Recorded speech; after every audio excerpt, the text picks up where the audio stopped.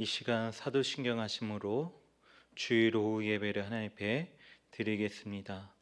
전능하사 천지를 만드신 하나님 아버지를 내가 믿사오며 그 외아들 우리 주 예수 그리스도를 믿사오니 이는 성령으로 잉태하사 동정녀 마리아에게 나시고 본디오 빌라도에게 고난을 받으사 십자가에 못 박혀 죽으시고 장사한 지 사흘 만에 죽은 자 가운데서 다시 살아나시며 하늘에 오르사 전능하신 하나님 우편에 앉아 계시다가 저희로서 산 자와 죽은 자를 심판하러 오시리라. 성령을 믿사오며 거룩한 공회와 성도가 서로 교통하는 것과 죄를 사하여 주시는 것과 몸이 다시 사는 것과 영원히 사는 것을 믿사옵나이다. 아멘. 오늘 하나님의 말씀은 마가복음 1장 9절에서 13절 말씀 보겠습니다. 마가복음 1장 9절에서 13절 말씀입니다. 그때에 예수께서 갈릴리인 나사렛으로부터 와서 요단 강에서 요한에게 세례를 받으시고 곧 물에서 올라오실새 하늘이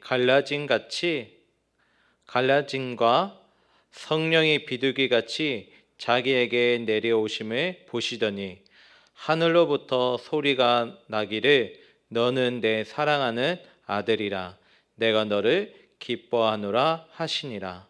성령이 곧 예수를 광야로 몰아내신지라. 광야에서 40일을 계시면서 사탄에게 시험을 받으시며 들 짐승과 함께 계시니 천사들이 수종들더라. 아멘. 오늘 말씀의 제목은 사랑의 음성으로 광야를 통과하라는 말씀을 가지고 같이 은혜를 나누고자 합니다.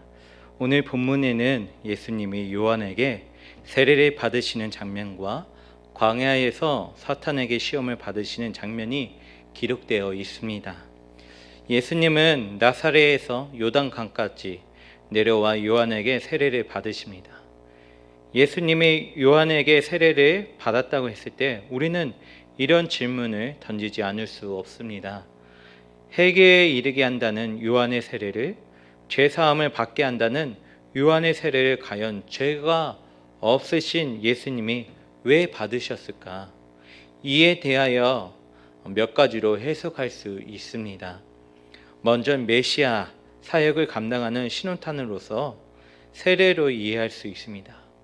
공생의 사역을 시작하는 공적 선포, 하나님의 구원 사역이 이제 시작되었음을 알리는 선포로 해석하는 것입니다. 두 번째 해석은 예수님이 세례를 받으심으로 그분이 구원하셔야 할 모든 사람들과 자신을 동일시하신 것입니다. 물론 그분은 죄가 없으시지만 구원받아야 할 사람들의 자리에게 기꺼이 동참하신 것이죠.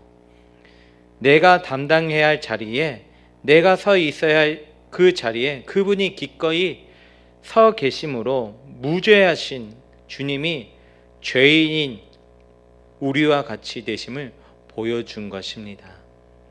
이와 같이 예수님은 공적 사역을 시작하시면서 죄인된 우리와 자신을 동일시하시며 요한의 세례를 받으신 것입니다. 예수님의 세례와 광야 시험은 오늘 우리에게 어떤 교훈을 주고 있는지 같이 살펴보기를 원합니다. 첫 번째로는 사랑의 음성이 행함과 사역보다 우선합니다. 오늘 본문에서 예수님이 요한에게 세례를 받으실 때 어떤 일이 일어났습니까? 10절에서 11절 말씀입니다. 같이 읽겠습니다. 곧 물에서 올라오실새 하늘이 갈라짐과 성령이 비둘기같이 자기에게 내려오심을 보시더니 하늘로부터 소리가 나기를 너는 내 사랑하는 아들이라 내가 너를 기뻐하노라 하시니라. 아멘. 예수님이 세례를 받으실 때 삼위 하나님이 모두 등장하고 계십니다. 예수님의 세례를 받고 물에서 올라오시고 성령님은 비둘기 같은 형상으로 내려오셨습니다. 그리고 성부 하나님의 음성이 들려옵니다.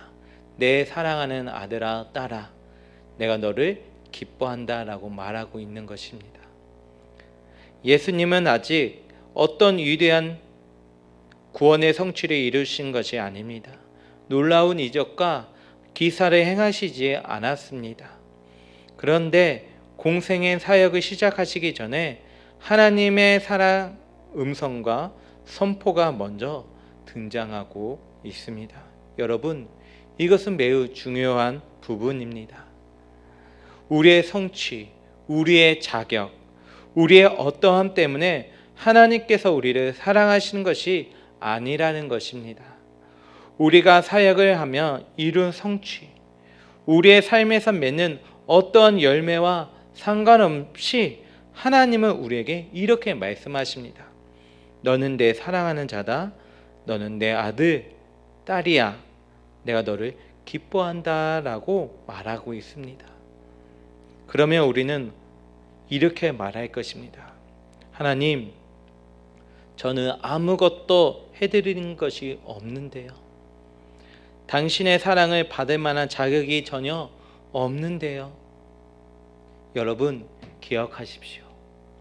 우리 역시 예수님처럼 그 어떤 사역의 성취를 이루기 이전에 하나님 앞에서 아무런 일도 행하지 않았음에도 불구하고 하나님은 내가 너로 인하여 기뻐한다.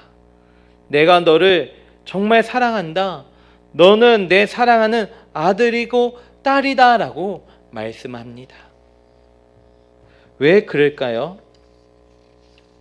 하나님은 우리를 보실 때 예수님을 통해서 우리를 보시기 때문입니다. 여러분, 우리는 이 사실을 믿을 수 있어야 합니다. 우리가 무엇인가 했기 때문에 그분께 사랑받는 존재가 아니라 우리의 존재 자체가 그분의 사랑의 대상이라는 것을 믿기 바랍니다.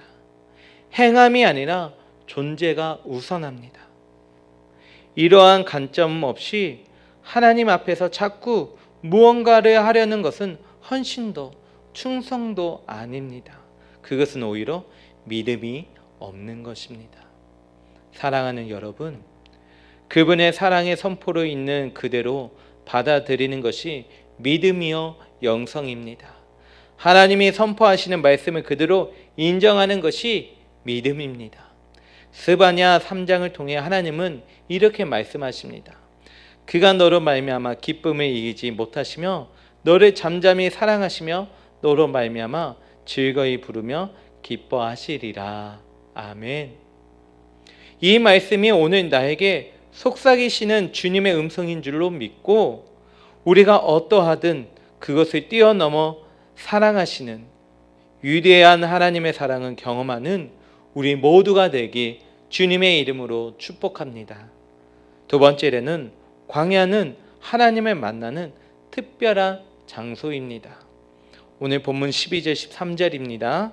성령이 곧 예수를 광야로 몰아내신지라. 광야에서 40일 계시면서 사탄에게 시험을 받으시며 들 짐승과 함께 계시니 천사들이 수정되더라. 아멘. 하나님의 황홀한 사랑의 음성을 듣고 나서 곧바로 예수님께 어떤 일이 일어납니까? 광야로 내몰립니다.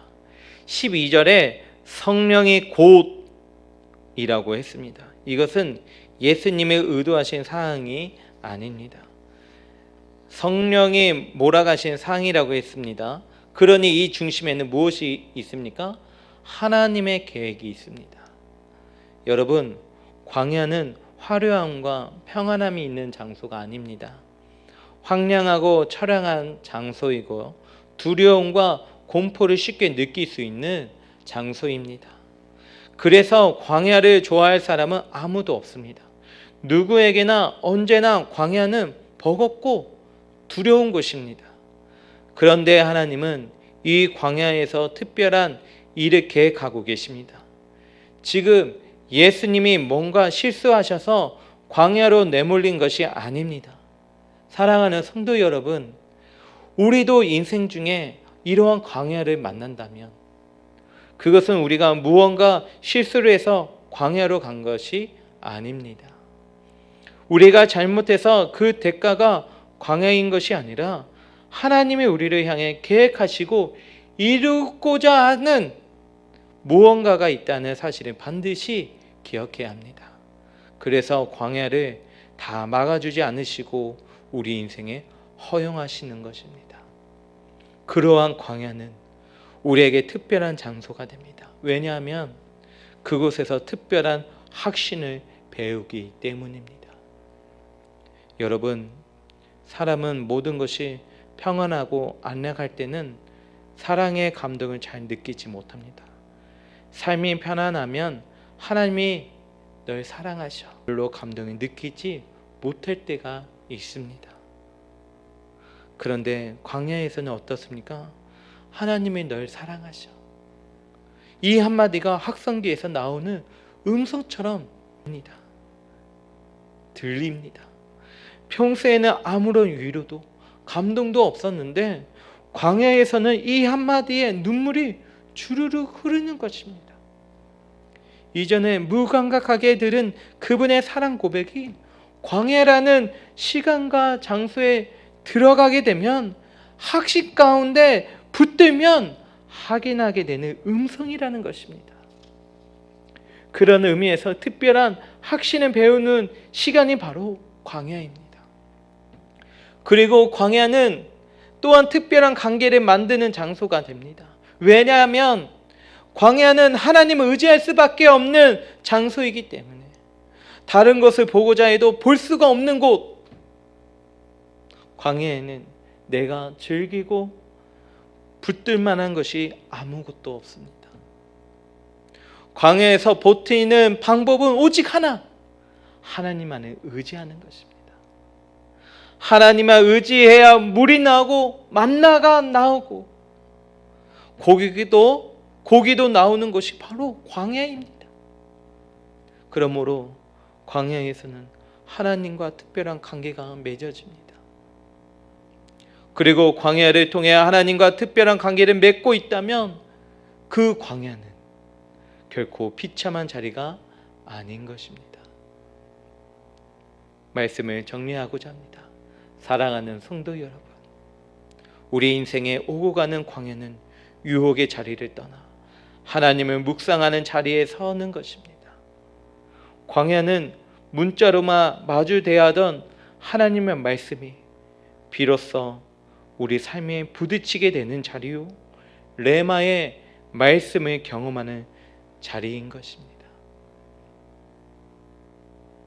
그 자리에서 말씀을 붙드는 순간 광야는 무너지는 자리가 아니라 하나님을 경험하는 자리가 될 수 있습니다.